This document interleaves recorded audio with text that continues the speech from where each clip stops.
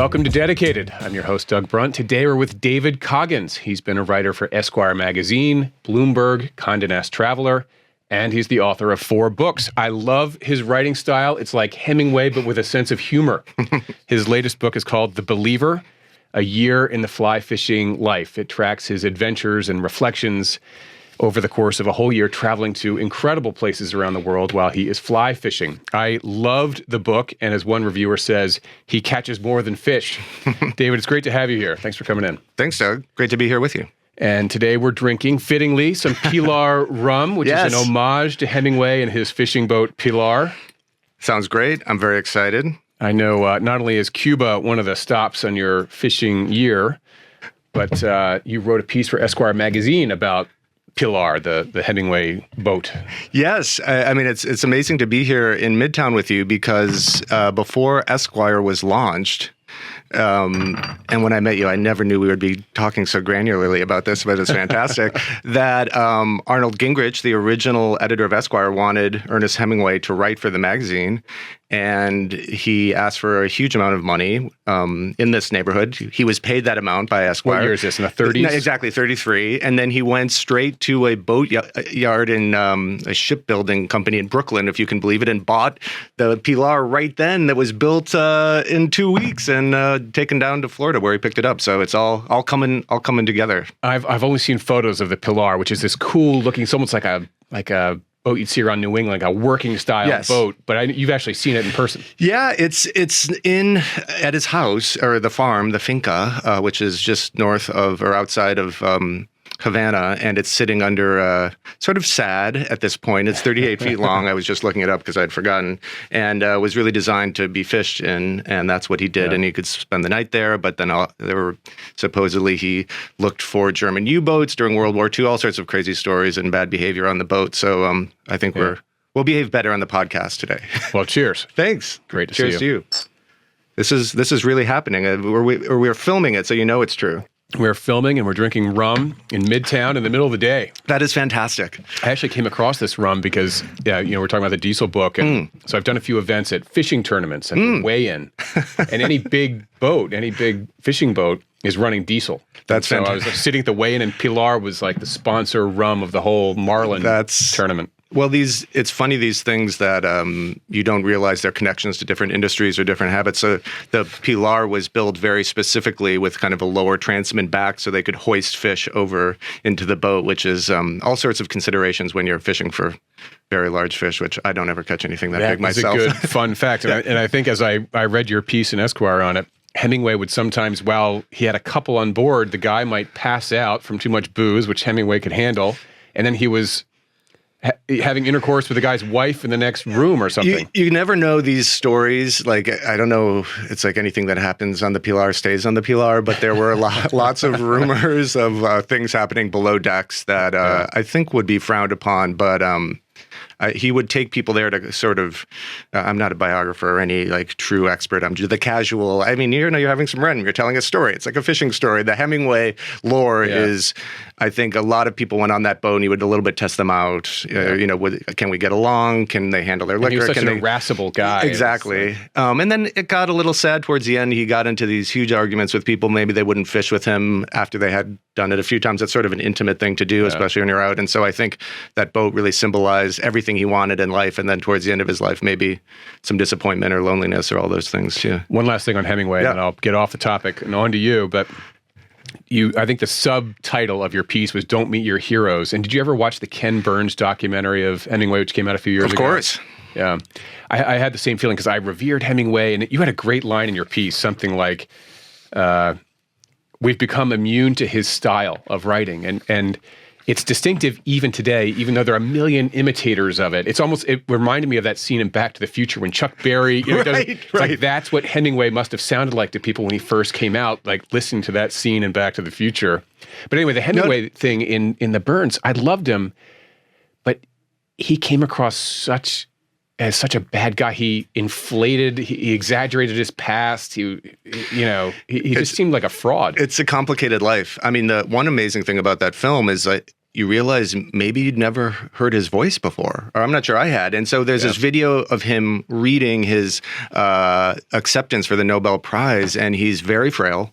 And his voice is not really what you expect. It's not like any of the people who imitate or do his audiobooks, you know, it's not, and he, you know. When did he get the Nobel? Like in 53, 4, something like that? Yeah, that sounds right. It could have been, I don't have it written down here, in the 50s, after he'd really been in the wilderness, so to speak. And it was a tough life. I think it's interesting because he was so famous and so photographed and so, and, you know, the mythology that he contributed to, and it's interesting to go back and read the early work and try and to imagine how new it would have seemed, and it's hard to do that. You know, it's sometimes you need to take a break from it, and then you go back, or you read early short stories, or you read some of the letters, and you can still see the work. I think there was a show at the Morgan Library a few years ago, a Hemingway exhibition, and you could see his manuscripts and his marginal notes, and you did get a sense of the rigor that was required for what he was doing. And even at his house in Cuba, there are these issues of Esquire that had these pretty dry, you know, letter from Havana. He wrote these long stories about marlin that are dry even for anglers like me. But if there was a mistake, he would make these very detailed marginal notes. He was extremely exacting. And even if he was an old son of a gun, I think he cared about his craft, even though that kind of got lost, I think, in the... That's true. One thing he did not exaggerate or invent about himself was how hard a worker he was. He really was diligent. And I think he could recognize and hated laziness in other writers. But man, he exaggerated almost everything else. His whole war career was inflated. It's like, why would you make up that? You know, you did enough. You didn't need to exaggerate it to be. It seemed buffoonish to me. I think there were.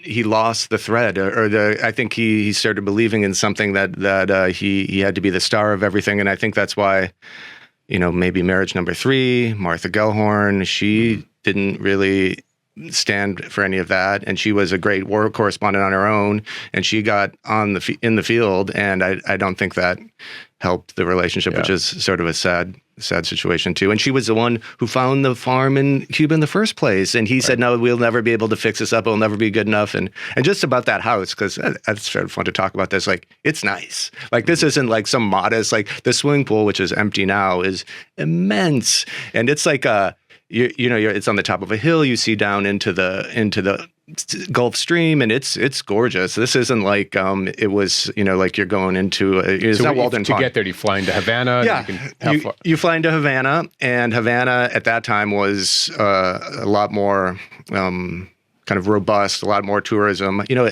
speaking of like drinking and things, like Havana was Cuba was a huge destination during Prohibition. You could take a car ferry there from Miami. That's why there are all those cars there now, and it's fallen on, you know, harder times. When he originally went, he lived in a hotel in the city, and then they found this farm kind of 20 minutes up. He would have his driver take him there because he couldn't be trusted on the road after all the, you know, margaritas. He was sort of the inventor of the skinny margarita. But up there, it is really gorgeous. You could relax early in the day, plenty of area to host friends. People would just come and stay, all sorts of farm animals and all sorts of cockfighting and all sorts of crazy stuff going on. At that time, it was a little more removed. Now there's been more development near there. And then you could go down to the Pilar. I mean, it was a pretty great life. People would come over, a lot easier to get there and then now, you know, you got embargoes. Well, an editor from the New Yorker hope to like get a few minutes with him and come down to Cuba. Exactly. Well, enough about Hemingway. No, it's good to do that. It makes the Pilar go down a little easier. Yeah, for sure. So a quick fun story for the audience about how we met, which was at a literary festival, book festival, just a few weeks ago in Harbor Springs, Michigan. Actually, I think Hemingway, we'll bag the Hemingway stuff. Okay. I know he has history there. Absolutely. And so David and I did a panel together on a topic, and I was so enamored with the way you were talking about your book. I just thought it was so good. And so when the panel ended, you and I did the obligatory, "You were great." "No, you were great." And then I ran off to the bookstore where all the festival goers can buy books, and I bought your book, and I had you sign it, which was very nice to do. And then started reading it on the plane ride home, and it was so good. So I'm thrilled you could come in today and talk about it. It's sweet to say that. It's nice. It was funny. You meet someone, you were the best dressed man in Harbor Springs. And I was like, this guy doesn't look like the normal kind of author. And I was like, I'm charismatic and well-spoken. I, of course, got your book. I'm enjoying it very much. But it was, it's nice to keep the momentum going here, Doug. Totally. So I'm actually dressed a little more casually here, but when I go to the book festivals, and my book is about history, so I'm like in the role of historian. Of course. I try to look the part when I go to those things. The funny follow-up to that, though, is so you and I arranged over text to book a day for me to come into Sirius for the show. So then I texted my producer like, hey, book David Coggins. Let's get a studio set. And he's like, sweet, that guy is a badass. Oh, no. And I'm like, I'm not sure. I didn't totally get that vibe. Maybe it is. I'm like, Coggins with a C. Yeah. No, it's... like, I thought you meant David Goggins. I can always tell when someone follows me in some social platform mistakenly for David Goggins. We don't have a lot in common. I'm like, you're going to be extremely disappointed when I'm not a 6'4" former Navy SEAL doing endurance athlete training. I think he probably works out more in a weekend than I do in a year. Yeah. So that was the funny story with our producer. But so you grew up, I know, a little bit from our talking and maybe a little bit in here as well in your book. Your first introduction to fishing was in a summer cottage in Wisconsin. Yeah, a family summer cottage. Yeah, I grew up in Minneapolis, and our family would go to a wooden house, a cabin on a lake in Wisconsin, 2 hours away.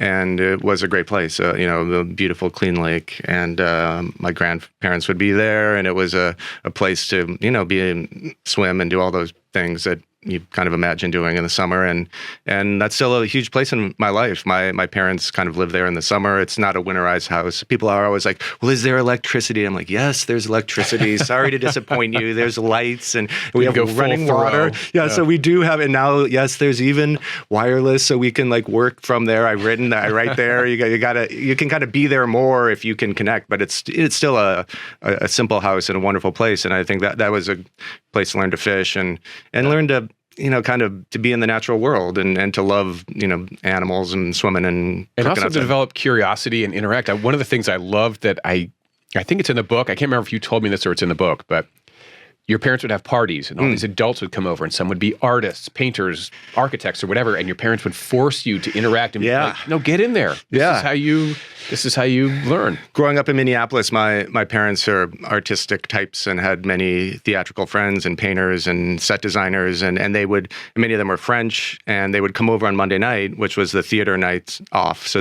and my parents were maybe slightly older than they were. They were basically the only people who had a house. And so these very charismatic, amazing French people and actors would come over. My sister and I were attracted to them and excited by their presence. And at that time, smoking cigarettes, and you're grilling outside, and they're kind of playing very elaborate kind of parlor games and just a lot of activity. And you're like, this is incredible. And I think in some sense, you have to interact with adults. That's a good thing for a young person to do, but also to be exposed to kind of people who don't maybe live a more conventional life. And that, I think, was important for the way we grew up. I think that's great. We actually do that with our kids too. So when we have parties, cocktail parties with friends, we'll make our kids, even from the time they were little, pass around the hors d'oeuvres. So, at a height of around 3.5 feet, there'll be this big tray of hors d'oeuvres, and beneath it will be a child, holding it up, yes. and then and everyone, of course, loves to have a minute with a kid. Of course. So tell me what you're up to, buddy. Right. And well, when do we get, I think there was a time, not to get too romantic about these things, but you have to work harder now, if to have even be at a cabin and you're not programmed if you're a kid, or if the child is bored, they're going to look at a screen, or the adults are going to look at a screen. And if you actually have 5 seconds of maybe social awkwardness, then you learn to speak to someone, whether you're 5 years old or 35 years old. I like that more, to engage face to face, and even talking to you now as opposed to being on a Zoom is so much better. Oh, the in-person interviews are better. I feel like you can hear it too. If you're listening to a podcast, you know when they're in the room together or not. So all this prepares you for your move to the big city. Yeah. Which was when? Well, I went to college in Maine, so that was not but I traveled to Europe as a kid. My parents had lived in Europe, so we visited New York. I knew I wanted to live here, and did you know you wanted to be a writer too? I wanted to be in the arts. I wanted to either be an artist or a writer. I studied literature and art in college, but really that was expected or not a surprise in our family. My dad was like edit my work very, very closely when I was a little boy. For my schoolwork, he would read my essays and kind of edit them aggressively, not like you made a good effort. And I could like stay up past my bedtime, which you would think is good, but isn't really, until it was like better. And I would like go back down and give it to him, and I'd be listening to classical music and reading the newspaper by the fireplace or something. And I'd have to go back up and clean up my copy. And there was sort of an expectation that you would, write well. And if you're going to do it well. And I thought that was normal, which like many things that happen in your family, you don't realize is completely abnormal until much later. And all my professors are like, your prose is very clean. And I was like, oh, really? Thanks, Dad. And so I ended up starting to write about art.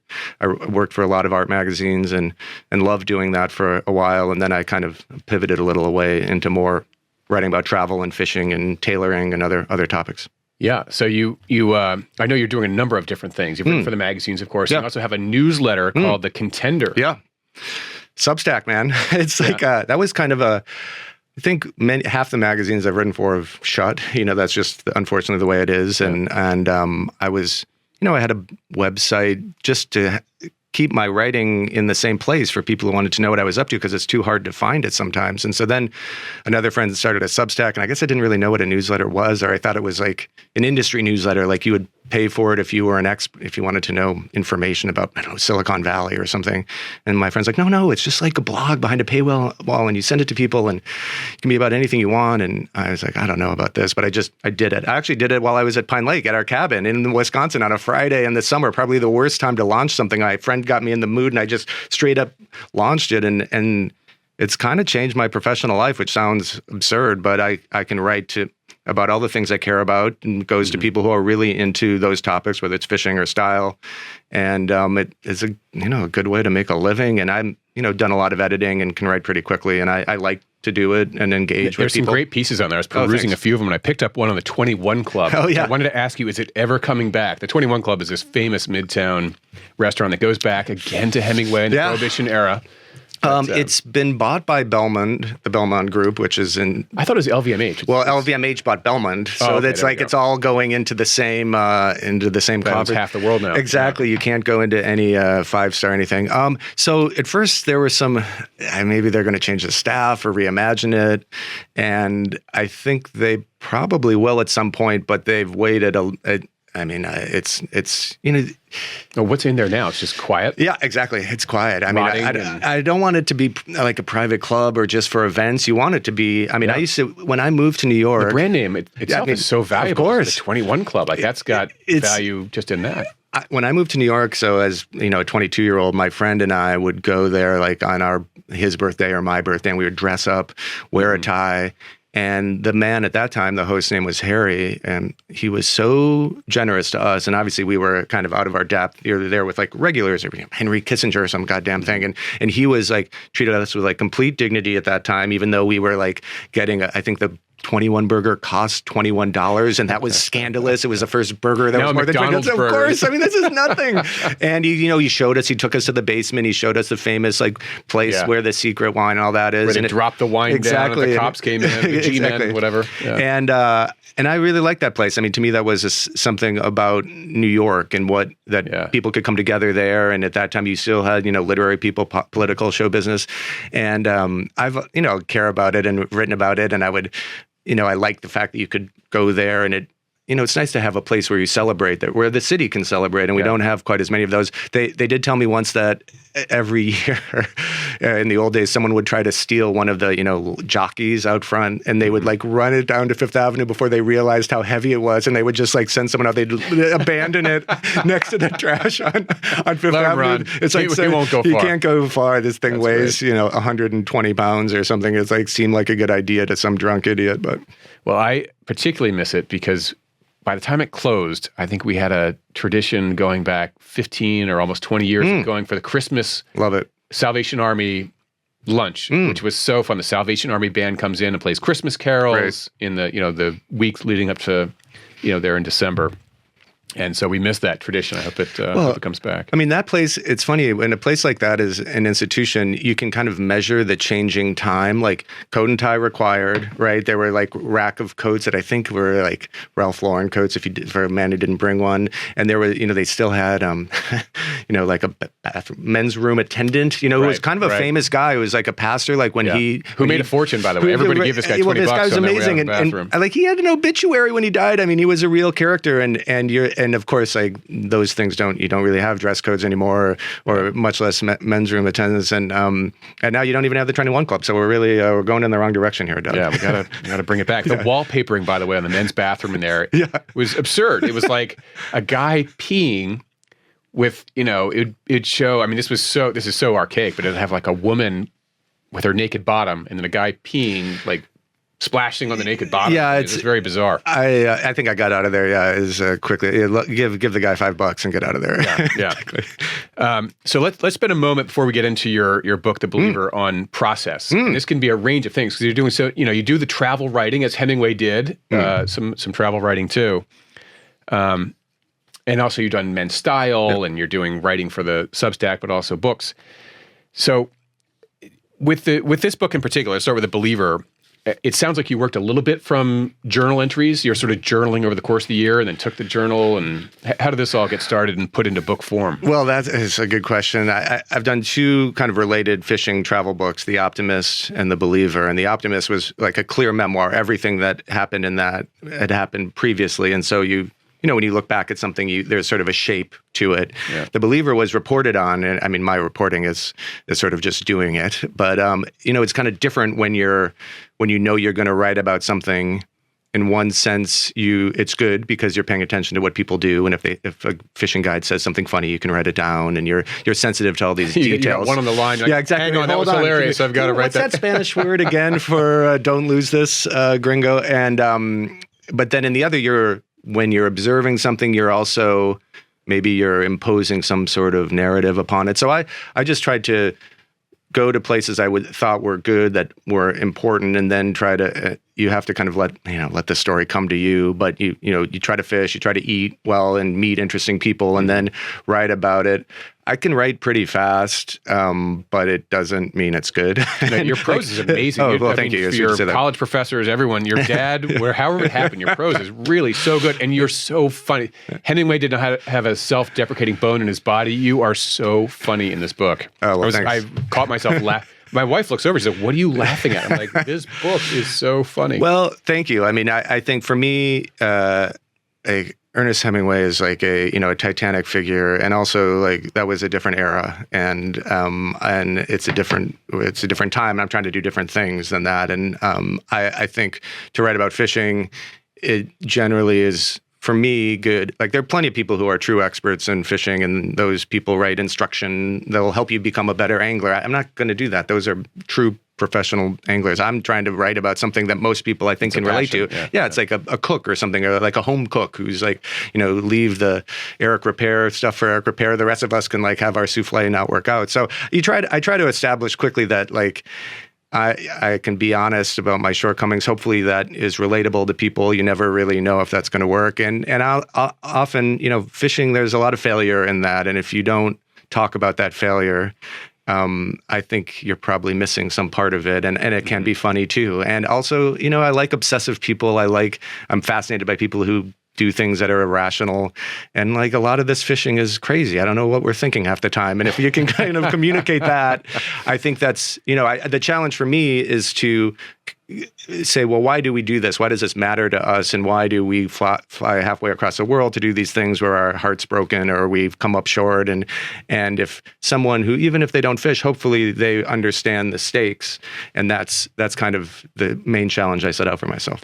So did you plan this all out? and then go to a publisher and get a book contract and live the year? Or did you have this crazy year fishing, come back and say, I've got this amazing book? It was, this is a little probably more granular than people care about. I had a book deal in advance, and so that was good. And good because then you know like what your kind of budget is and your timetable, and that was true for The Optimist, the previous book as well. And so I work with people nearby at Scribner, which is, Simon & Schuster, and with a truly great editor, a man named Colin Harrison, who I really believe in editors. There are fewer of them, but a good editor does many, many things that I think are important and tells you when you're being pretentious or silly or just can guide you or pull something out of it. And by the way, sorry to interrupt, but I totally agree. And I have this one friend who knows my current editor, and whose name is Peter Borland. And he goes, Peter is that rare editor who actually edits. Well, it's like a forgotten art form. Also, Simon & Schuster. Well, it's a sad, an editor is a dignified, meaningful, important job that is sort of invisible, but isn't at all. And we've moved away from that. There are fewer professional editors at magazines. There are fewer professional editors in publishing. The world has kind of evolved away from that. And so I had the parameters of this book in place. It takes place over the course of a year, but then that was complicated because of kind of COVID came back. I was trying to fish in New Zealand, and they had a very strong policies. I was trying to fish in Japan, where I'd lived for a year after college. I wanted to revisit a place I love and fish there, and that you couldn't get a visa if you weren't doing something that was truly important. And I was like, this is fishing. This is vital. But so I, some of the things evolved, and you have to kind of let that happen too. Or I try to do that in any case. It's silly if you know how everything's gonna work out. And for this type of writing, I think sometimes you catch the big one, and sometimes you don't. More often than not, you don't. Yeah. Well, this book it's in part travel writing. There's an element of that, a big element of that, but it's also your philosophies, and your observations of life and things like that. So it's really, it's a lot more than just travel writing. But were you submitting back, sort of destination by destination to your editor, or was it sort of, I'm going to sprint to the finish and he'll edit it, or how were you editing as you went too? Wow, this is good. This is good writer to writer stuff. The way we do it is I turn in 1 or 2 chapters, and then I'm left alone. So when I turn in to the editor, so when I turn in 1 or 2 chapters, it's like a big moment, because that means he's like, this is fine, or it's not fine. And then and that's kind of like back if you left you ask your girlfriend out or a girl on a text and you don't hear back, and you're like, oh my God, I haven't heard back for whatever. Yeah. So he leaves me be fairly. He gives, and he doesn't even do a lot of line editing. He gives me broad parameters, tells me things that he thinks, themes that I'm not quite touching on enough, or that he thinks are important. He just says it in a very diplomatic way, but sometimes he will say, this sentence is subgrammatical. I'm still trying to figure out what it means to be actually less than grammatical. I was like, we must really trust each other for you to say some of my work is subgrammatical. And then I write as I go, and then I edit like crazy, like 100 times. Like I go through the whole thing. I love to, I edit my own work I take a break from it, but what's standing in the way? Why is this not? I really want it to move quickly, but then I also usually want there to be something that maybe surprises someone, whether it's humor or just a turn of phrase. But just trying to get all of that correct is something I take a lot of time. I have a terrible reputation at Scribner for changing things. I once saw an email within the company that I don't think I was supposed to see, that they accidentally left on that was like, this author has a habit of changing his work again and again. And I was like, that's true. And I was like, I'm really sorry, but I just I don't. And it also matters when you see it laid out in the correct font. And I was like, oh my God, now this isn't quite right. So I don't have a problem ever finishing a draft. It's just to get it where it's going to be at the end. I spend immense time, and on the last day it's due, I sit in a chair for 15 hours straight and don't move. And I for every book, I'll be somewhere and I'm supposed to have dinner with someone. I'm going to be done by 5, end of the business day, and they're like, actually it's 7. Then I'm up until 3 in the morning, and I'd still get it in time by if I'm in Europe, I'd get it technically by midnight in New York, because I never ever miss a deadline. That's a real point of pride for me. Oh, that's good. That's good. I know what you mean too. When you're in that laser focus stage, it's almost like a time warp. Completely. You don't know if 30 minutes has passed or 3 hours. Completely. And you can't fake it. Like I can, maybe you can. I can't like recreate. I can't be like, I can't have that urgency unless it's like the last possible time. I mean, I love to write. I mean, I write every day almost. And I try to make that regular, because the more I write, the less afraid I am to face, the blank page. But at the end, I can't really like crank the whole thing out until like there's into the. I'm different in that regard. Actually, I think I'm always in that mindset. I'm so anal that I never like to get anywhere near the deadline. So I have some artificial deadline that's like 3 months before, and I get anal then, and I go crazy. And then everyone's like, "My God, you're done already!" It's like, hey, every deadline you meet, you're making someone else's job easier. Totally. And but that writer-editor relationship is unlike, if it's working well, is unlike any other relationship, because you can go back and forth 5 or 6 times and agonize over the most grand, like the placement of a semicolon, something that your mother wouldn't give a crap about.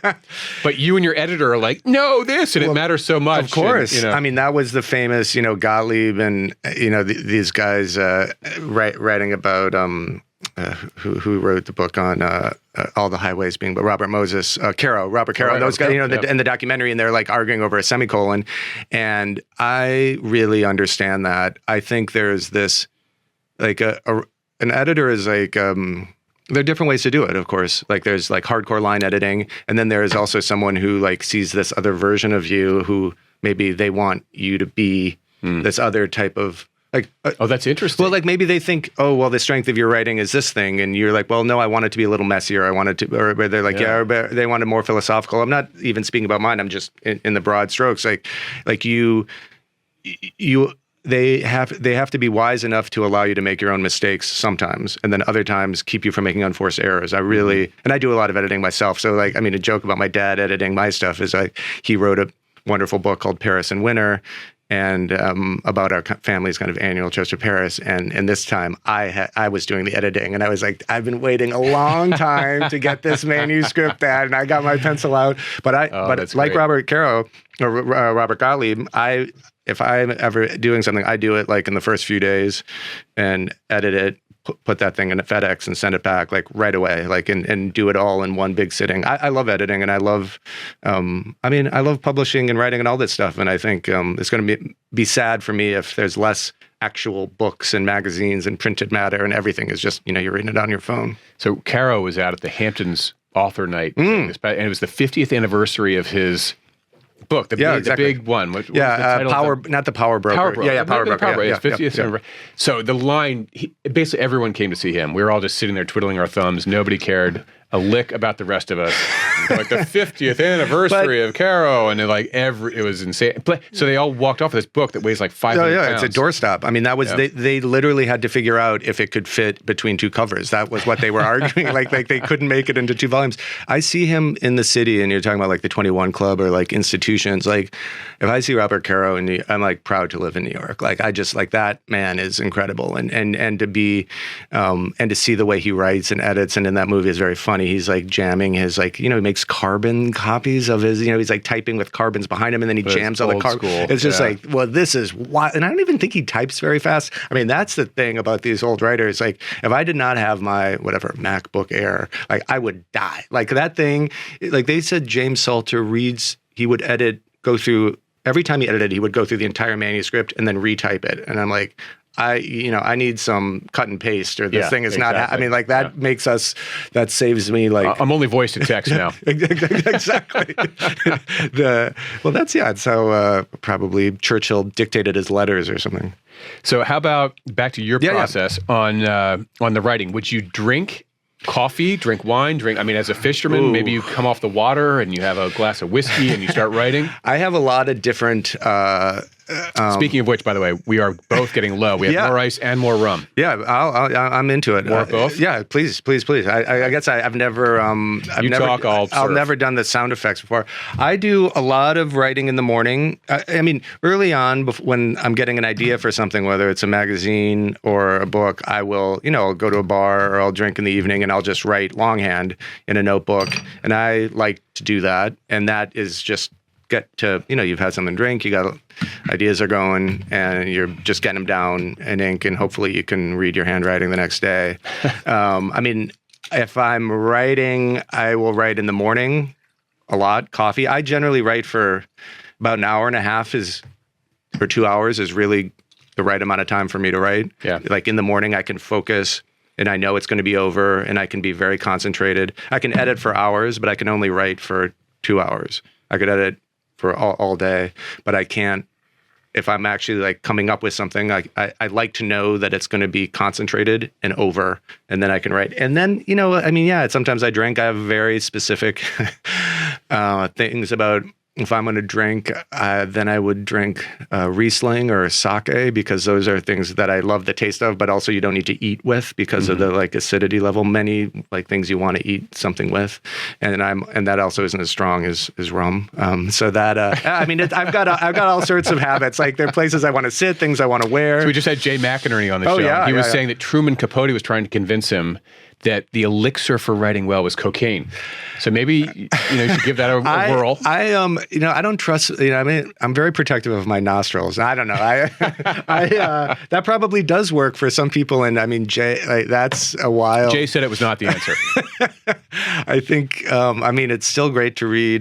Bright Lights, Big City, and all sorts of other of Jay's work. But which, by the way, I saw he was mentioned in your acknowledgments. Yeah, he's an angler. He's an angler. He's a real gentleman angler, because he'll be like, "Oh yeah, I was just bone fishing in Turks and Caicos," and I'm like, "Oh my God, Jay, of course you were." Like, and I don't even like try to find where he was staying, or it was probably at someone or a house or something anyway. But it's like it isn't.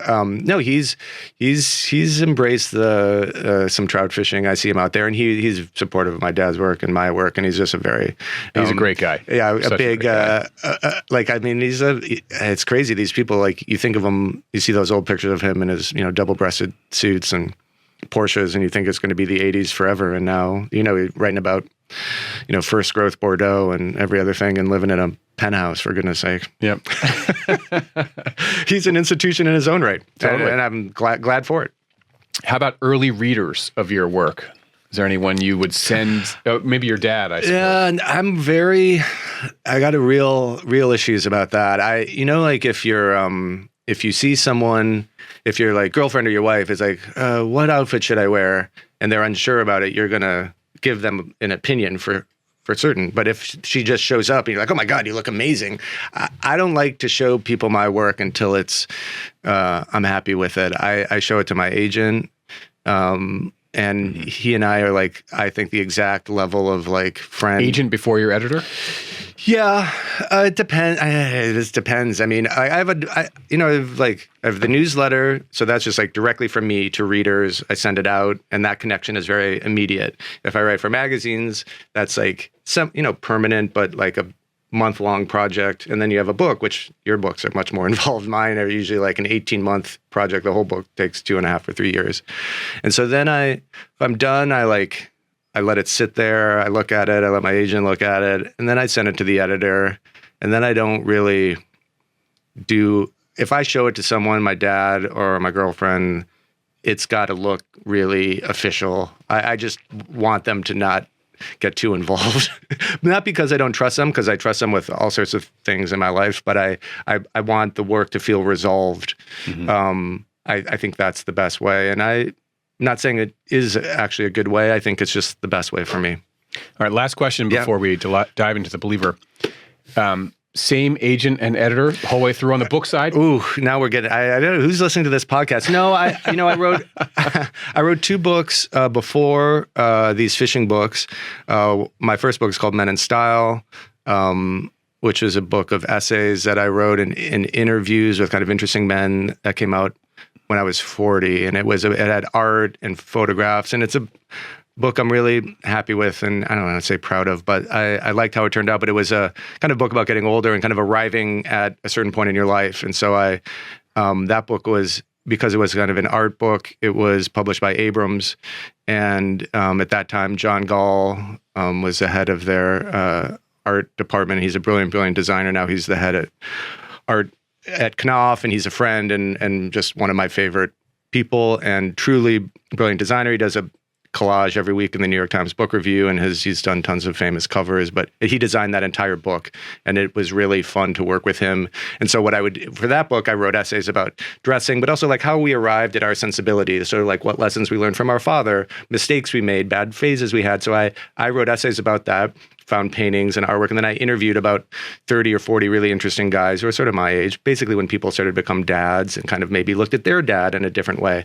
And I asked them, like, what did you wear to prom? Did you have a bad style phase? What did you inherit from your father? What was your first car? And the answers to these questions were very revealing and funny. And mine would have been humiliating on all accounts. But that was why it was great, because it was like we made these mistakes and then we kind of overcame them. And I also asked people for like photos of their dad when they were young, when the dads were young, and they were incredible, because some of them were like army photos, some of them were like immigrants, some of them are like patrician aristocratic types, and it was like great, and you saw these men like kind of on their own terms. And so that book I was really happy with, and then I wrote a book called Men and Manners, and that was a more complicated process because it was like going to be called Gentlemen. We changed the name. There was a problem with the publishing. We pushed the date back. It kind of is not an ideal situation. And so after those two books, with an agent who I loved and a publisher that I loved, I was just like, I took a break and I kind of reset things. And most of those people are still speaking to me, but sometimes you gotta like. But you changed. You got to take a break and do, and it's hard because like I really, really value these relationships. I don't want to work with people I don't like and I don't trust. And every now and then you like have a failure. Something doesn't do what you want it to do, and you got to like, I blame myself always first, and then but you need maybe a new group of people to help you, That's good advice. A lot of people listen to the show are current writers, aspiring writers, and I think that's great advice that, sometimes you shake it up. It's not personal. It's just like the magic's not happening here, and maybe it makes sense just to try shaking it up a little bit.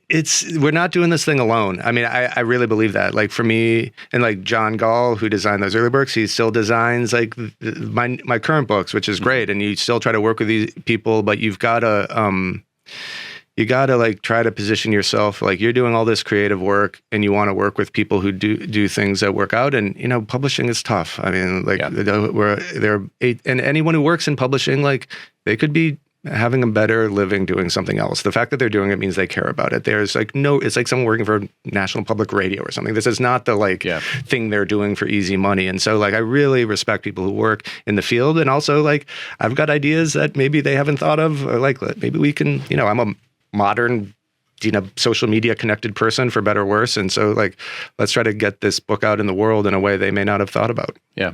Yeah. All right. So moving on to The Believer, one of the things I love about this book is consistent with what we've been saying earlier. It's not about fishtails. There are no Hollywood endings in this book. It has all the buildup, all the suspense, all the story development early on of like what's going to happen underneath this stream. But then it abandons any kind of traditional story arc. You don't know if it's like, maybe he's going to get a fish, maybe it's going to be a wah-wah. You don't know. It's just like, which is real life, which is the most beautiful thing about the book.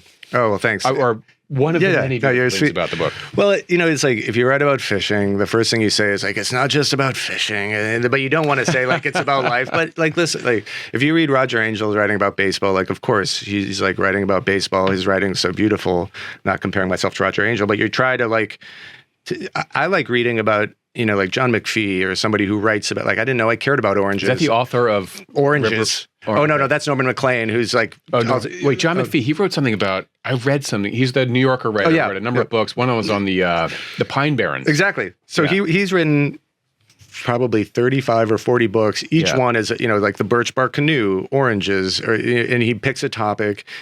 His first famous profile was about Bill Bradley. At that time was, playing basketball for Princeton, a sense of where you are. And he would pick a topic and write a 180-page book about something you did not know you cared about, but by the end of it, you're like, oh my God, Alaska. This is like the first group of people coming into the country, Alaska's. And so to me, it's like, I like those types of books. Not everybody still does. They don't want to read about something they don't know they like. Now we're, fed the algorithm. We know, oh, I want a spy, or oh, I wanted this. I just want something in my zone, or Stanley Tucci telling you about a cocktail or whatever. But I think the best like writing can bring you into something that you didn't know you cared about if you give people a reason to care. And so half of the time my energy is trying to like bring people in who don't fish or care about it. I'm like, why does this matter to me?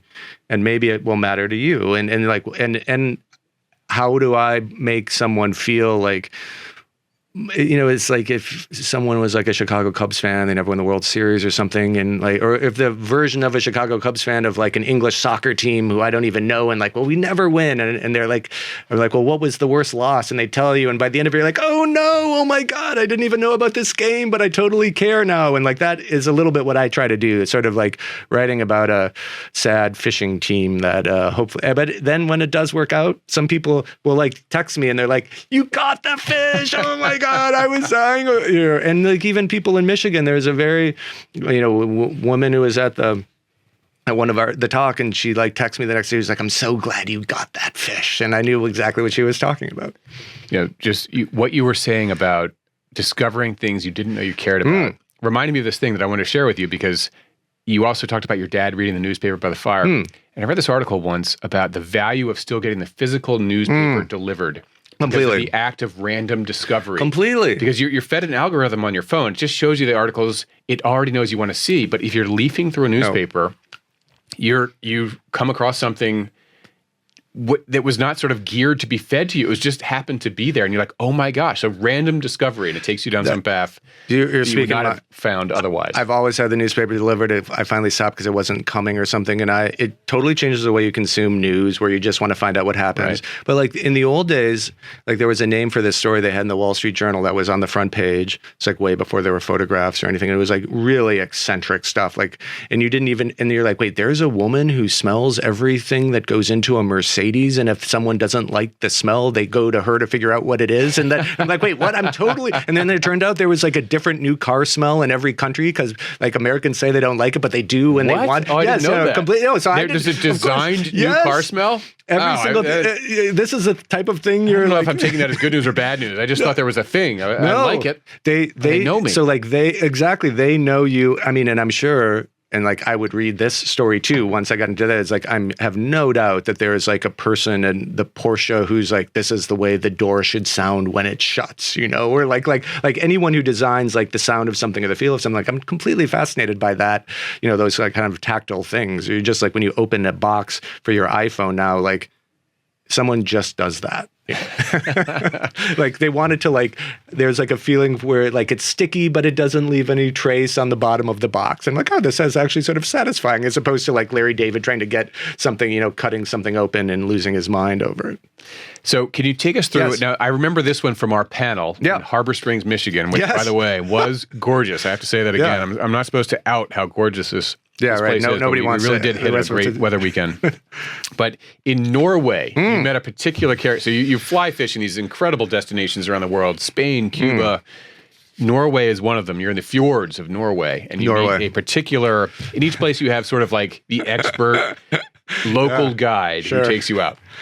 Yeah, Norway, I'd always wanted to go, and the good people at Volvo lent me a car, because I drive a Volvo myself, though mine's very old, but this one was new, and so I was like, oh, new car smell, Norway style, Sweden style. So I drive all the way up to this place to try to catch an Atlantic salmon, which is a very difficult fish to catch. It's a migrant, we all know salmon, but if you actually, there are very few animals as amazing as an Atlantic salmon. I won't go into all of it, but basically they live in a river, and then they go out to the sea where they live and they grow big, and then they come back to the river, and they may swim thousands of miles. They come back to the same river where they were born, and then they swim up it when the water is at the correct level, and then they spawn, and then they give birth to more salmon. It's one of the most remarkable things. They can live in freshwater and saltwater. They go all this distance, and ideally, we're standing on the banks of that river in Norway when those fish come back in, those salmon, and people pay a fortune to do it. But it isn't like trout fishing where you keep casting to a fish that is there. There might be no fish there if they haven't come in yet.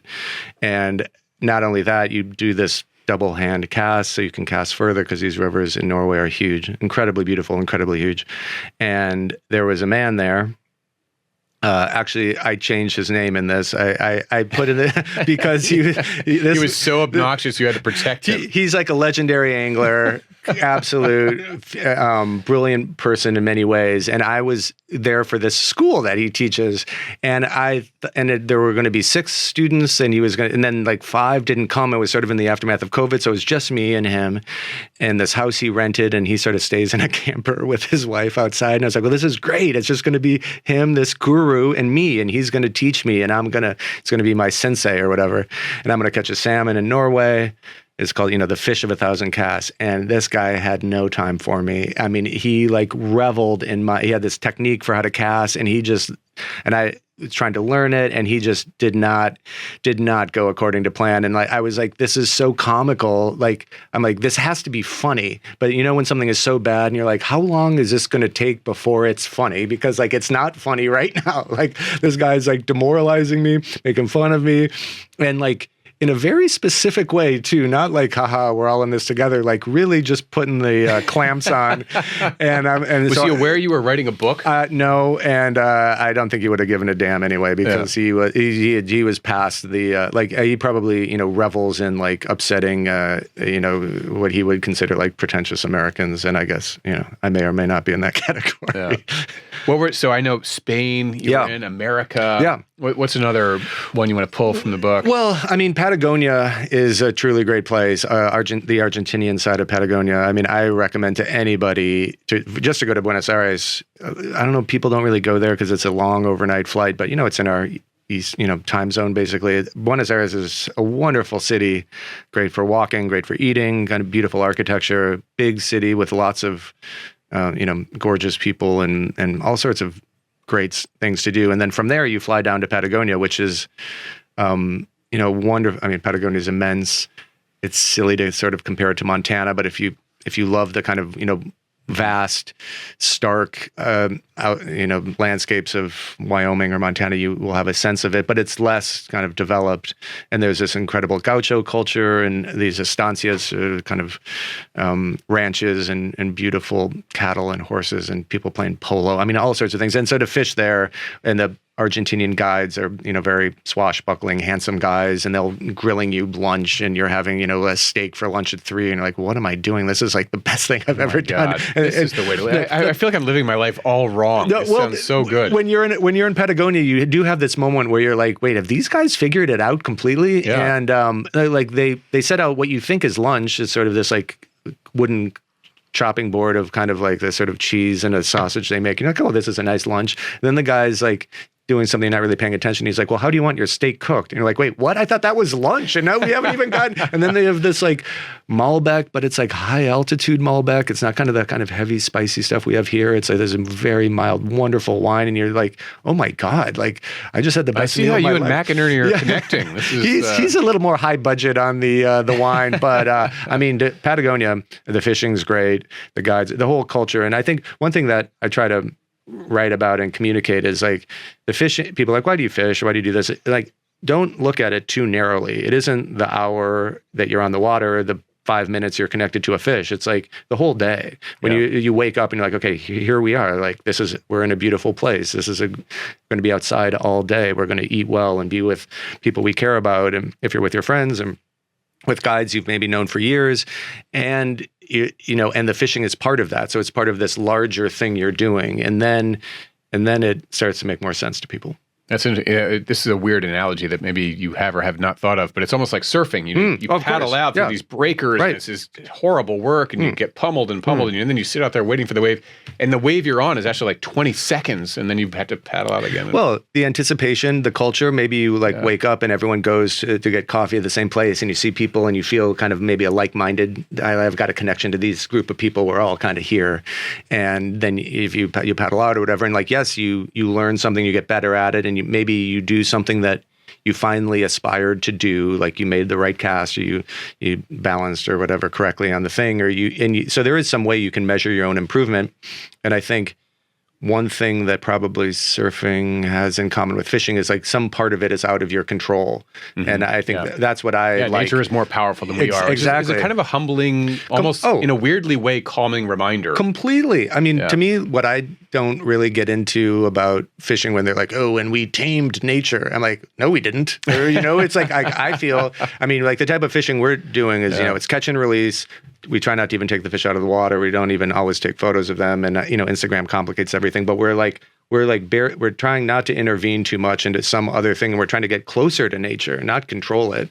And at least that's how I feel. And the second you feel like you know what you're doing when you're fishing, for the most part, that's gonna be undercut. That's why I like baseball. These guys, like even the best hitters, are like walking back to the dugout 70% of the time with like, striking out. Yeah, exactly. Yeah. And I like that. I feel closer to that, and I like people who like that too.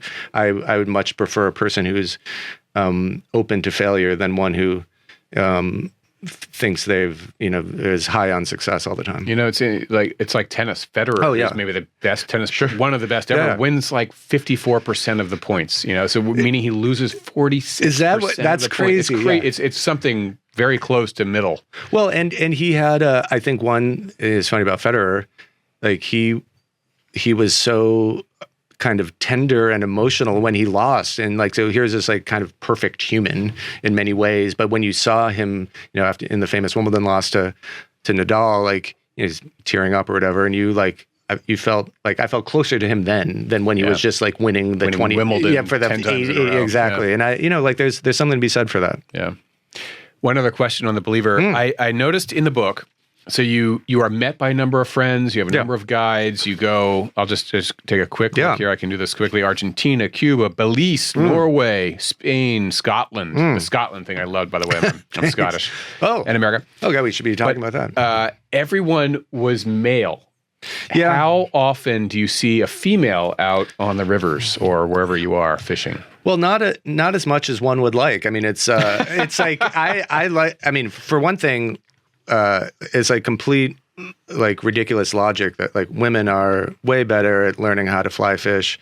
It's not like men try to do things and like, I'll try harder with this cast and muscle it more. The fly cast is like a timing cast, and like women learn faster and they're better at it and kind of more predisposed to their, if you meet, like, I know many women anglers who are like tremendous, and there's no, I take them seriously. This is sort of the same way when you see like a woman sportscaster and she's probably like 5 times better prepared than like the male counterpart because she has to be to get to that point.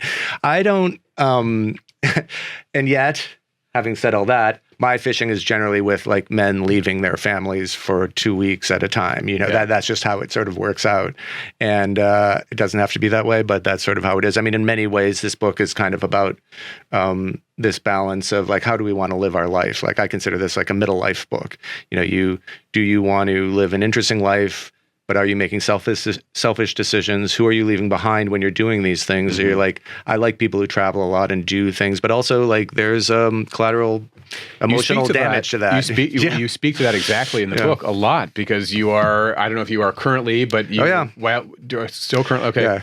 In a romantic relationship, and there are tugs and pulls on, going out for, hey, I'm going for a month for these various places. And it's not, I don't think it happened quite the way I thought maybe. She'll probably listen to this and we talk about it. And she's sort of like over my fishing program. And I think sometimes I was like, oh no, this is how like certain people live or how I want to live. But everything you do, every time you're away, you're making a decision, even if you don't view it through the same filter that people in your life do.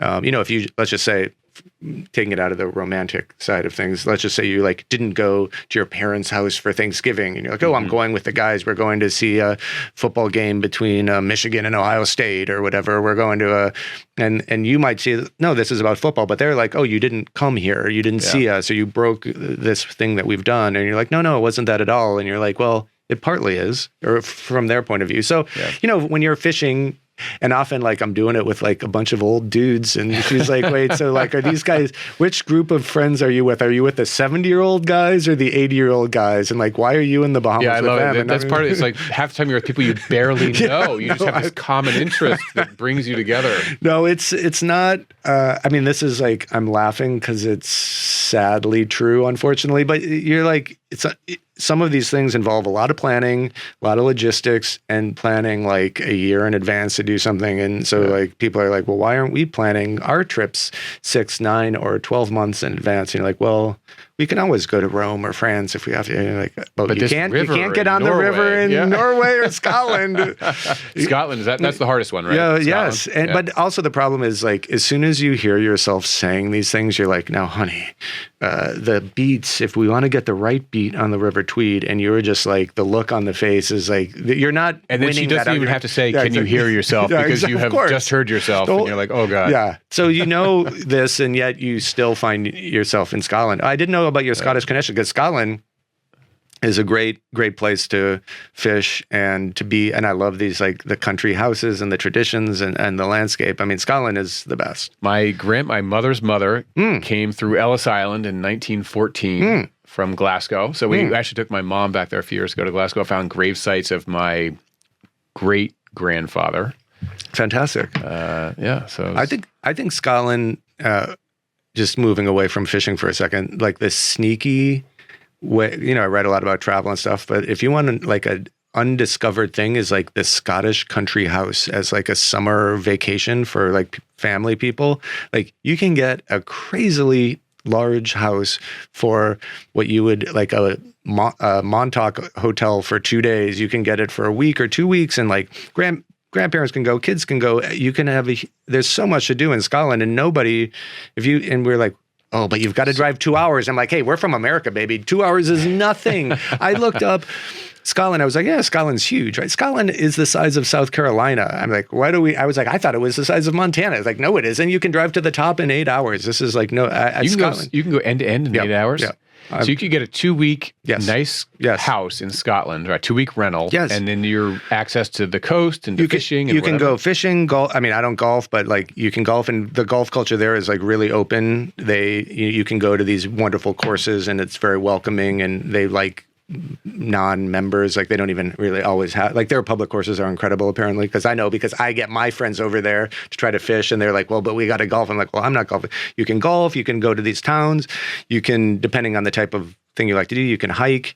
Like there's a huge amount of, if you go all the way north, and you've got the ocean. This is why you've got to follow David Coggins on Substack as well, because all this good advice is coming out. Whether you want it or not, channels. Baby. No, we want it. And I want a 21 Club follow up as well. Yeah. All right. So last question before the lightning round. What is next? Whether, between books and the love life and fishing and golfing and travel? Well, another book, working on the proposal right now.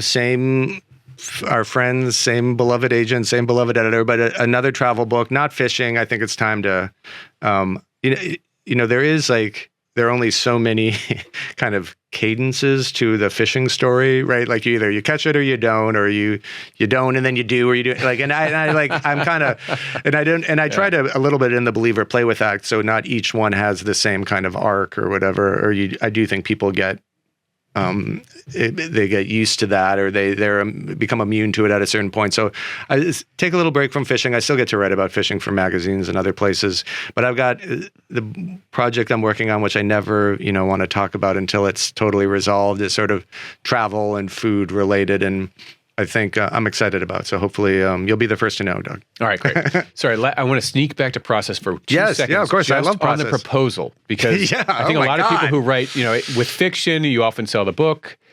With nonfiction, you never sell the book, you sell a proposal. And so you're saying, here's this sort of idea for a book, and it has a structure that's, there's some common elements to pretty much every proposal, maybe a sample chapter, a rough idea, if not necessarily a detailed chapter outline. There's sort of like a part 1, 2, 3. What can you talk about how you're putting this proposal together? Oh my God, absolutely. So when I did these previous proposals were for Men in Style, this Abrams book, that was like, I worked with a graphic designer because it was a visual book. So that was a very specific thing to make it like look cool and choose the right photograph. So that was one thing. When I tried to make a book for a proposal for a fishing book, it was totally different, and my agent kind of ruined my life. Like it took us, it took us 4 to 6 months to make this proposal. He was having none of my no, well, they'll get it. He was like, they're not going to get it. You got to make it very clear. Look at, and he sent me an example from one of his other clients about what he considered a successful proposal. So this freaking proposal is 45 pages long. I'm reading this thing. It was about kind of like a history of kind of, I don't know, revolutionary politics. But I read that thing and I knew exactly what the book was going to be. Mm-hmm. And my agent is a big, big believer in highly detailed proposals. And the more work you do ahead of time about structure, thinking, every one of those things is going to help you later on. And you're going to get, if you want to look at it in the most like transactional way, like a better kind of deal, for lack of a better word. Mm-hmm. So I send these, what I consider to be a good proposal to them. And he is very upsetting and like says, that's really good, but X, Y, and Z. And I'm like, oh my God. So I have to go back, and like my girlfriend gets likes him because like he has power over me at this time. And so she's like, you got to listen to him. You got to listen to him. And I can just tell, the way like children like Tom and Jerry, because like Tom or whatever, the little mouse has power over the cat. And so like all children like this sort of thing, or like Johnny Carson had power over Ed McMahon or whatever. And like my agent, who's not say he's the same height as I am, but like definitely has power over me during this proposal. And we like go crazy for this thing. And he's like, this thing has got to be made. They have to understand completely what this is going to be. You can deviate from it later. So we are doing either sample chapter, totally built out chapter, write way more about it ahead of time than you want to do, and like get it. Like we do 4 huge edits. Oh, it's terrible. I hate it. It's like, I'm like, no, well, I have to figure out what's going to happen with the book, because my book isn't like yours where you do so much research. Speaking about the diesel book, where you do so much research, you have a pretty good idea of the parameters. In this case, I don't know if I'm going to catch the fish or not, or do whatever. Like, you have to give room for discovery. And he's like, that's not how this is going to work. You got to tell them like what it's about, how it's going to exist in the marketplace. You've got to give it so much thought.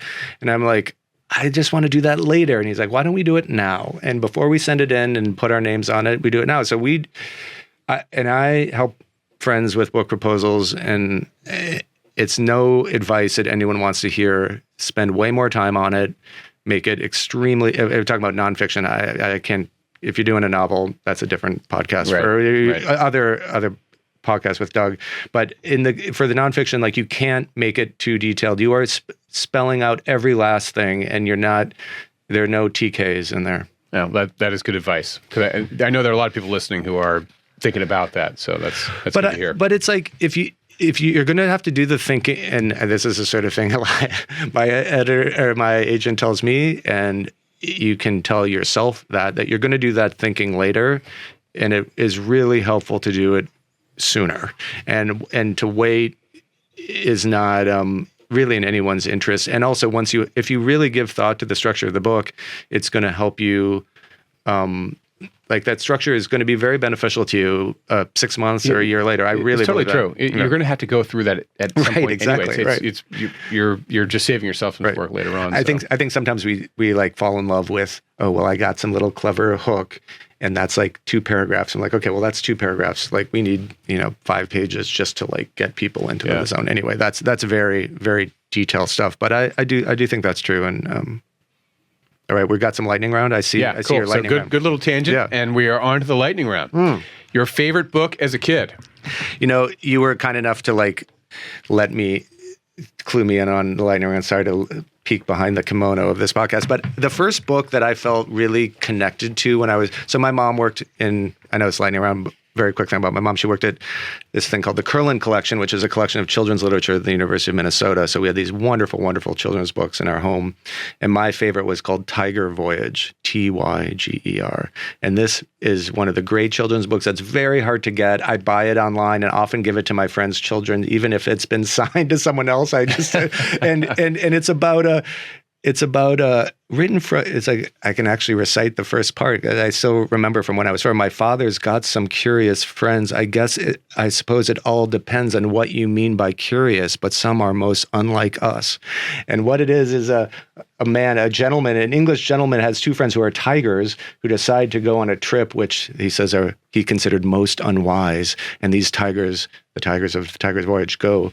And so he's in his like gentleman's club, and these tigers go on this trip. And it was the first time I felt like wrapped by a book, that like a book could have power over me. And I think that's something that I still feel, and I like that feeling. And I even as a little boy, my dad tells a story of how he would read to me before bed, but then he fell asleep. And even before I could read, I was like, Dad, why you skipped the next part? And then I started reciting the next part of this book, and he was like, oh my God, what's going on awesome. here? So anyway, incredible memories. Sorry, that was a long lightning round. The next I will be much faster. No, I love that though. That's like not only the first time you're aware, but the first time you're aware that you're aware. Yeah, exactly. It's really cool. All right, the book or books you're reading now? I only read nonfiction for the most part, but I got oddly into this brilliant English novelist called Isabel Colgate. And my friend recommended her first novel to me, or first novel I read by her was called The Shooting Party, which was made into a movie. It's very short. And now I'm on my fifth novel by her. This one's called The Blackmailer. And I really hesitate to recommend books to people. It's such a personal thing, especially novels. But The Shooting Party is like I only recommend a novel to someone who's under 200 pages. I'm sorry, you just can't voice that onto people. Shooting Party is fantastic. If you're at all interested in England, she's a little bit like E.M. Forster. Present day? Or She died 20 years ago, but these books were written in the 60s and 70s and 80s for the most part. And she's just got a really, really good touch, very much about like English kind of social class, but subtly written, beautiful short novels.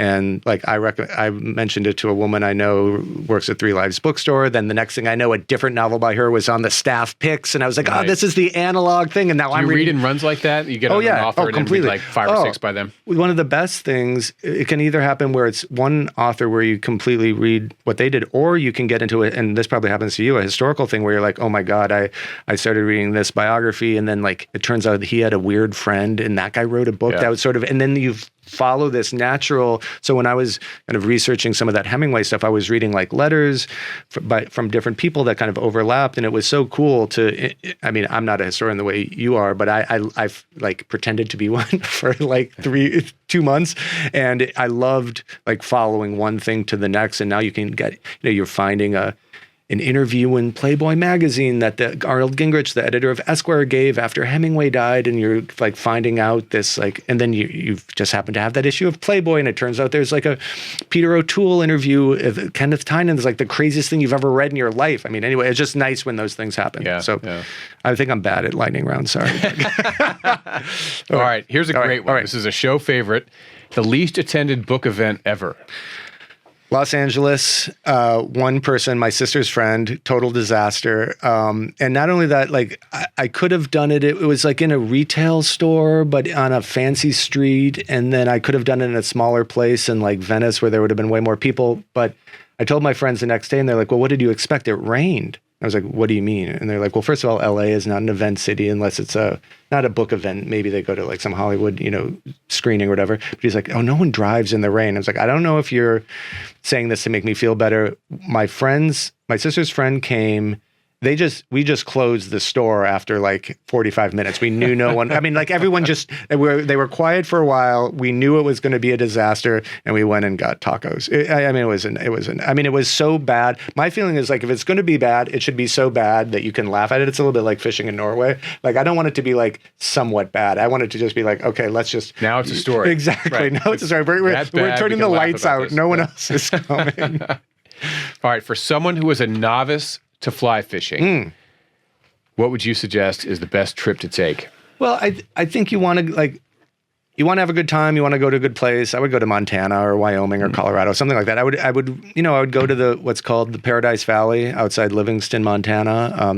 You can wade, Depews, Spring Creek. These are famous places. And here you're fishing for rainbow trout. Yeah, exactly. Rainbow trout, brown trout. And it's like, you're in an incredibly great place. You're right outside Yellowstone National Park. Get a guide, get somebody to go with you. What I would do is a lot of people ask me this, I would like, if you go for 2 days, you get a guide the first day, and then you can go back the next day on your own and try to do what you did that previous day. You can either go into Yellowstone Park or do something, but you have some idea of the parameters. There's no mistake you can make that I have not made, that everyone has made. Like you're part of a bigger thing, and ideally you do it with like your son or your brother or a friend, and like 2 guys going or people going together.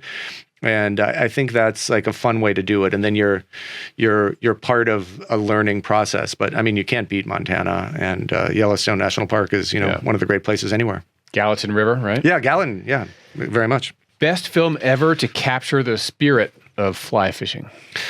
Well, I mean, A River Runs Through It is like still great. And I think a woman was watching it on the like airplane in front of me, and I was like watching through, but on her computer, like it wasn't on the program. Like I was like watching it between the seats, like during the fishing scenes. That's great. But what I would recommend is a film called Tarpon, which is like a 45-minute documentary made by this really great writer who just passed away in the last year or two named Guido Lavalden. And so these were like, takes place in Key West when the original kind of like guys, including Tom McGuane, a lot of writers were there starting to fish for this amazing fish called tarpon. And so this is like got a soundtrack, kind of jangly soundtrack by Jimmy Buffett. And that movie, which I think Yeti, the cooler company, sort of remade a documentary about that movie, but you can find the movie Tarpon, and it's like something to see. Like you see young Tom McGuane, young Jim Harrison.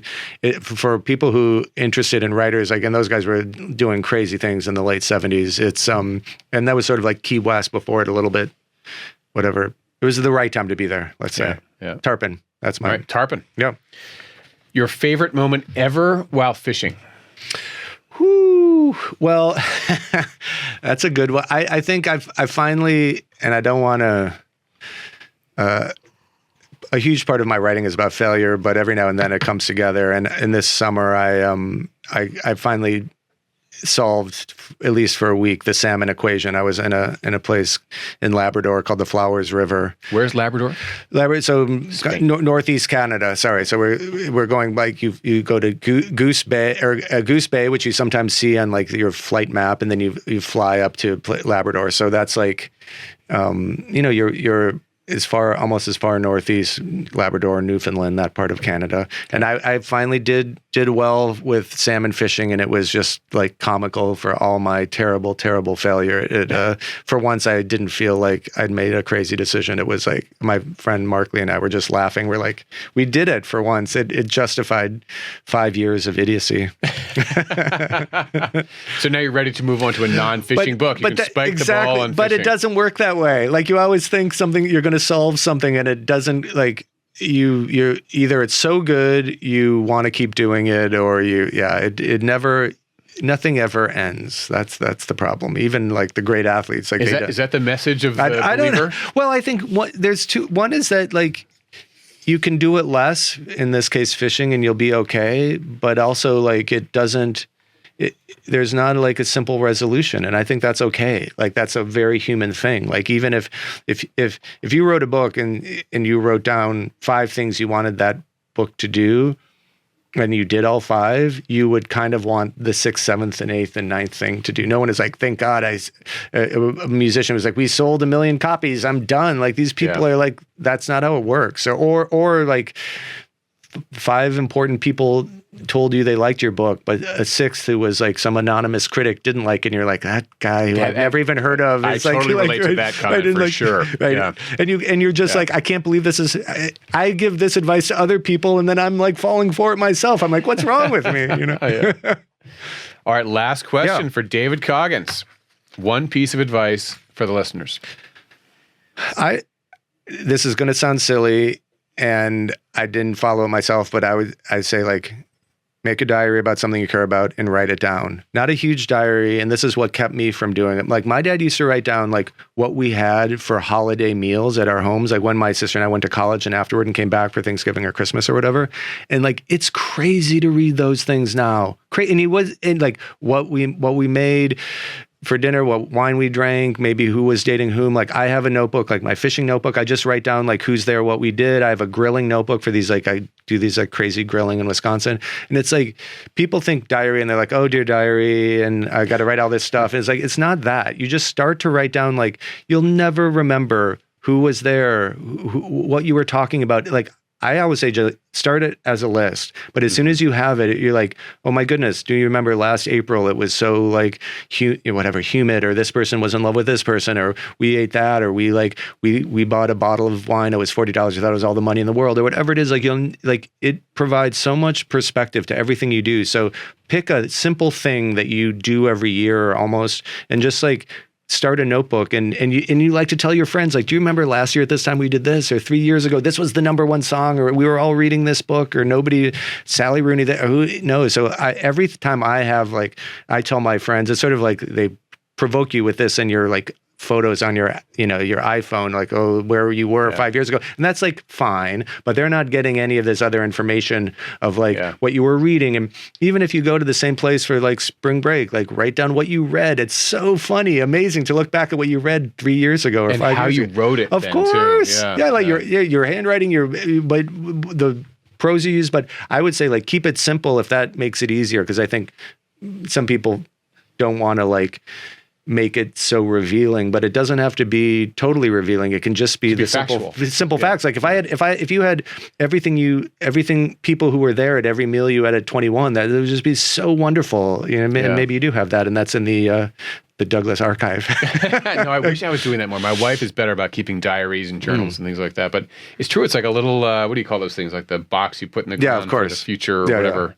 I can't think blanking of it. on the name of that, but a little memory box. Right. No, but, and that's what like writing is, and our connection to the people. Like if you write down some telling detail of everything you did on like New Year's, like you can't even. My dad has this other rule about our like photographs. Back when we still printed photographs, he's like, write down the name of everybody on the back of the photo, including the dog. And I'm like, Dad, it's our dog. We'll never forget. And you're like, and then you look at it and you're like, wait, which one was that? Exactly, and you're just like, when that dog died, I was crying for days, or like I was distraught, or I wouldn't talk to anybody. And now you're like, wait, was that Bella or so Milo true. or whatever? So it's funny. just like, God, you never think you're going to forget, and guess what? Like you do. Well, that is a great piece of advice. I'm actually going to start taking that advice. I like it. David, this was awesome. I think we've nearly polished. I know. We have I've a little been staring Pilar at this left, for but a while. not much. It's a healthy amount. Nobody wants to go below that last 1/8 of an inch in the rum bottle. Exactly. We'll leave that for posterity. Exactly. Thank you so much. That Cheers, was great. Elvis. Thank you.